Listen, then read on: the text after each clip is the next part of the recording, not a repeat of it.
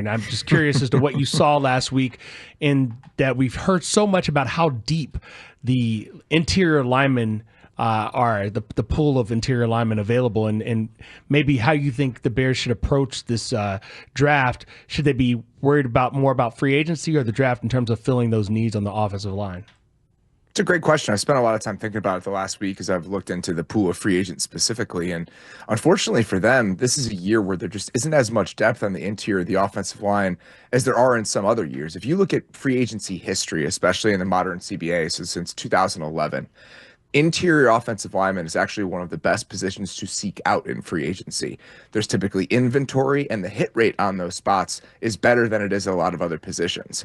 Unfortunately, with Trey Smith off the market now, you're looking at this guard pool, and it's hard to get excited about it. You know, Will Fries is somebody that I liked last year. I thought he was playing excellent football before he broke his leg for the Colts, but he broke his leg. And there's so many of those guys. James Daniels was playing good football before he tore his Achilles. Speaking of ex-Bears, Tevin Jenkins is a free agent. Is that something that they would want to do, or do they know him a little bit too well? And does the injury history scare them off? So there just aren't a lot of clean free agent options at guard specifically. And if you look at center, it's the same sort of deal. I mean, your two top options are Drew Dalman and Ryan Kelly. There's a chance Ryan Kelly retires. So I'm curious how they go about this, and whether they say, do we seek out a little bit of certainty, even if the pool of players isn't that good, or do we take our chances in the draft with some of those second round picks we have? Obviously, they have 3 in the top 40. So which direction they end up going, I think ultimately may be determined by how many guys are available in the free agent market. The way that they were talking about Trey Smith, and when I say they, I mean everyone around here talking about Trey Smith, I've always believed that's the way they should be talking about Drew Dalman, because of what you just said. There's just not that much. They should be all in on Drew Dalman, pay him, get the veteran center to go with your second-year quarterback. Do you concur? I like that as a general practice. My only concern about Dalman is he's a little bit specific. And if there are a lot of teams that are trying to hunt him in free agency and that drives up the market, do you want to pay top 5-ish center money for a guy who's a little bit undersized and really plays in a very specific sort of scheme in Atlanta? If you look at what they do in the run game, and this is carried over from Arthur Smith to Zach Robinson because they kept their offensive line coach. Dwayne Ledford, who is their O-line coach, came from Louisville. He is a tried and true, dyed in the wool outside zone guy. And if you look at the percentage of runs where that's what they do in Atlanta, it's on one end of the spectrum in the NFL. Drew Dalman is very good at that because he moves well, but he's a little bit smaller. If you look at the way that the run game was constructed in Detroit, they ran everything under the sun, in part because they had an offensive line that allowed them to do that. So I wonder, is Ben Johnson going to look at somebody like Dalman and think, I just don't know. Does this pigeonhole us a little bit too much, even if he is theoretically the best center on the market? I don't have an answer to that. Is that old-fashioned? When you say pure outside zone, do you mean like Alex Gibbs, Mike Shanahan, belly stretch, cutback classic stuff? Yeah, I mean, if you look at the construction of their run game, it is a lot of that stuff. And just the way that they move in unison, it is really like a throwback. And if you look around the league, most teams have gone away from that. So typically when we talk about that sort of running scheme, we're discussing Shanahan tree teams. But if you go look at what Kyle has done, you go look at what Sean McVay has done specifically, they've really drifted away from that in recent years because defenses were starting to account for it. You go back to that 2018 Super Bowl between the Rams and the Patriots, that was kind of the genesis for Sean stepping back and being like, I got to do something different because they're on this. They're putting these 6-man fronts here and I don't have an answer for it. So for the most part, the league has diversified its run schemes, but because Atlanta was built in such a specific way and their O-line coach believes it, and it is the best expression of their offensive line talent, they have stuck with it in a way that very few other teams have. If the offensive line were a constant, if we do a theoretical here and just sort of an experiment and say, if the Bears offensive line if they made no changes at all with the personnel, and you can have, whether guys being healthy or what, have you play however you want, but just as a thought experiment, how would Ben Johnson's offense immediately make the line better? Dan, it's very funny that you say this because I have done this thought experiment several times already this offseason. Where when I've talked about the offensive line improvements that are necessary, I've said, listen, if you brought, and no one would get excited about this, just to be clear. I keep thinking about it, and I haven't been able to articulate it well enough to explain it to people. But I do think it would be immediately improved. I'll try here in a second, but let's say hypothetically you bring back Braxton Jones, Tevin Jenkins, Coleman Shelton. You do something at right guard. Let's just say you do something replacement level NFL right guard. Okay. Yes. So whoever, let's just you sign Kevin Zeitler to a 1-year deal, whatever, and you have Darnell Wright at right tackle. If that was your 5, I think that group would perform significantly better than it did last year, and it's for this reason. If you go back and you look at what Detroit has been, especially last season, they are the best team in the NFL, or were for a huge chunk of the year. I haven't looked at the numbers in a while, against the blitz, if you just look at efficiency numbers. That's in part because of how talented their offensive line is, but it's also because of the pass protection plans built into that offense. How well they sort through protections is remarkable. They're always going to the right spot. The back is always going to the right spot. They play so well together that there were teams that were these blitz-heavy teams that ultimately just decided, we can't do this anymore because no matter what we're sending, they're picking it up clean and they're absolutely gashing us. Some of that is offensive line talent, but a lot of it is how your protections are taught. And the word and the phrase that I always come back to here is how buttoned up is your pass protection plan? The Lions were on one end of the extreme. They were one of the most buttoned up teams in the league. The Bears were close to the other end. I think the worst team in the league last year was probably Houston, if you look at pass protection plans overall. Their offensive coordinator is not there for a reason. Their offensive line coach is not there for a reason. So just think about early in the season, their inability to pick up stunts, how many free rushers there were. I just don't think you're going to run into those issues from a plan perspective. The talent is an entirely different conversation that we can have, but I think this group will be set up to succeed in ways that last year they absolutely were not. You brought up the discussion about the interior lineman class, and that is where I sit with Will Fries as well, is how much do you think that's going to affect him? He's not the only one who suffered a broken leg last season, and unfortunately, I think it's a fair question for anybody who has. Do you look at that, what he was doing previously, having almost, the signs of a career year, and say that's enough to make you want to give him money? Like, some team is going to pay for this guy. Oh, I absolutely think there will, because the lack of other options available. But for the most part, the guys that you're looking at are either older, coming off of injuries, or we're talking about like third contract guys.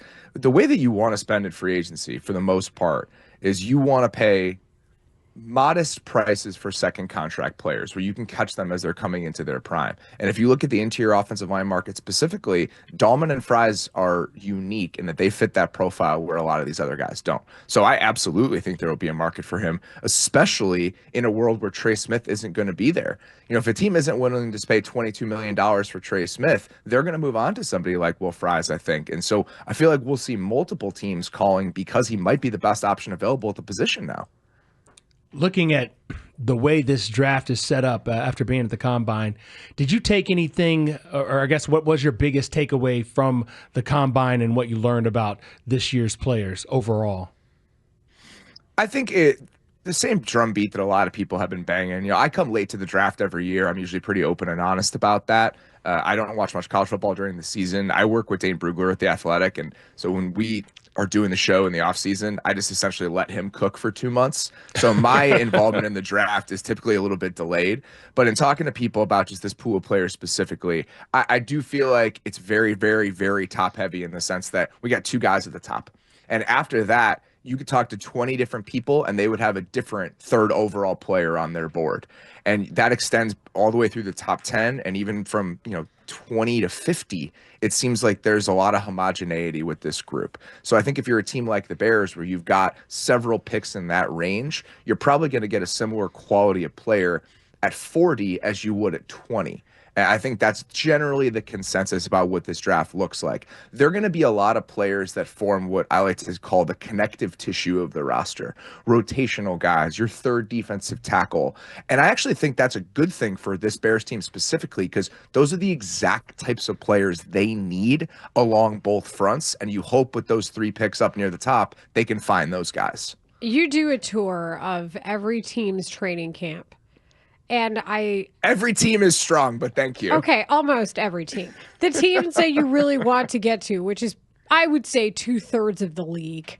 That's fair. Yeah, I know what you're doing over there. So I asked this question because we've gotten comments from Ryan Poles here and there. Really started, I would say, toward the end of last season, where he says, things didn't start right in training camp for Caleb Williams, or we talked about an interview he did with Sirius XM last week at the Combine, talking about skipping steps in Caleb Williams' development. Cliff Kingsbury, a few months ago, talks about the importance of setting up a system in place and how Dan Quinn goes about his training camp and how that sets the tone for the rest of the season.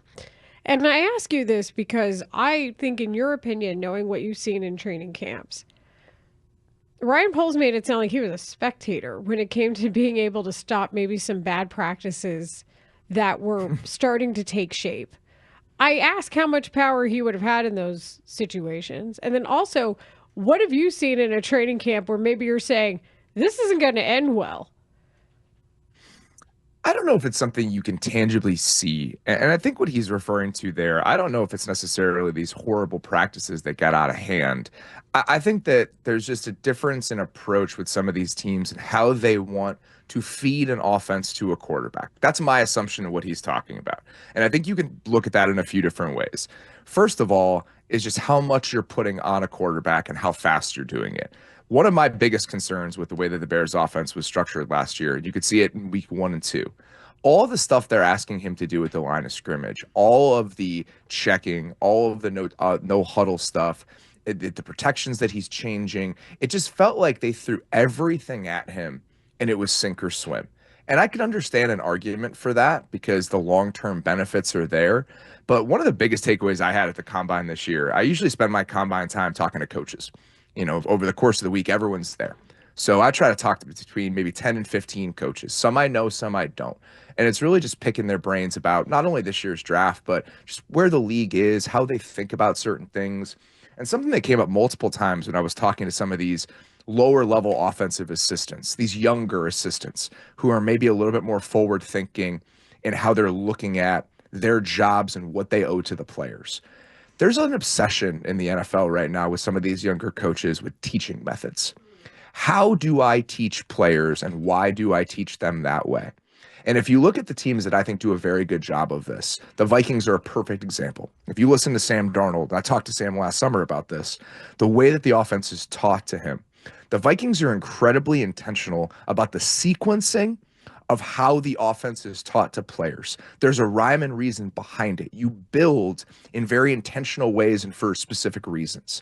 And so if you go outside of that, I think you're going to have issues with players understanding why the offense is structured a certain way.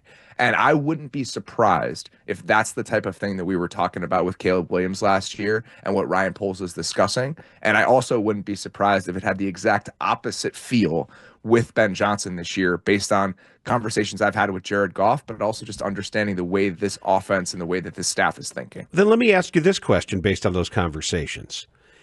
When Ryan Poles now says steps were skipped, is that because he now knows that because of all the coaching interviews, the same conversations that you're having, that maybe Poles wasn't aware? Or did they not listen enough to players who maybe didn't articulate it in quite the same way?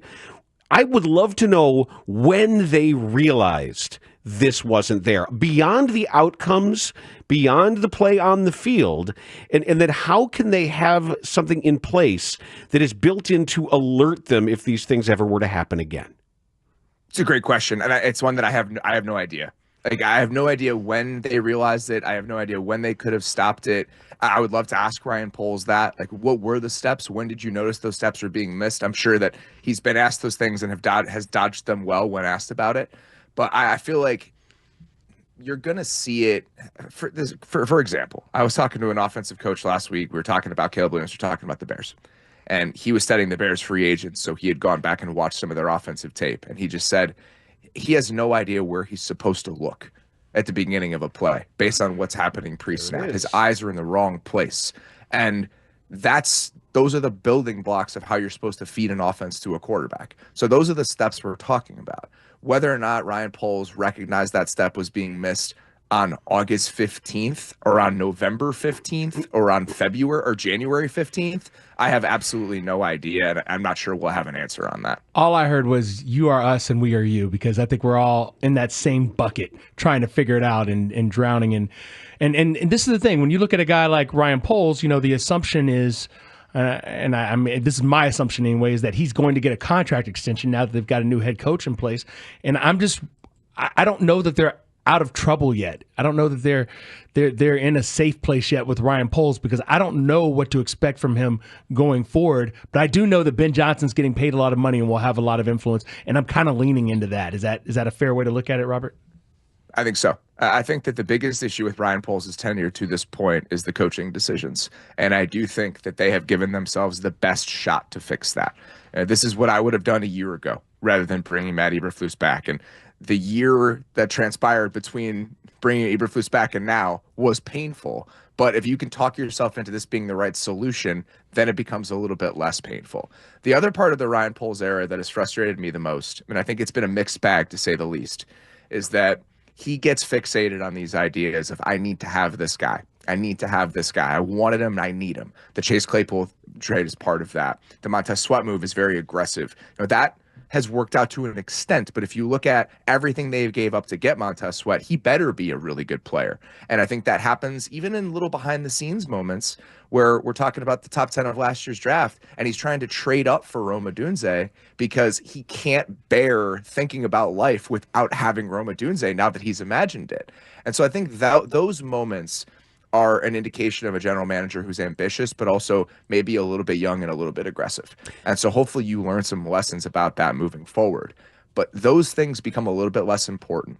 The swings and misses matter less if you have the right coaching staff in place. The margin for error increases, hopefully, when you have a guy that's a difference maker. And the question will be whether Ben Johnson is that guy. Based on conversations I've had in the past, based on where I think the league is, based on his own track record, I'm willing to bet on the fact that he is.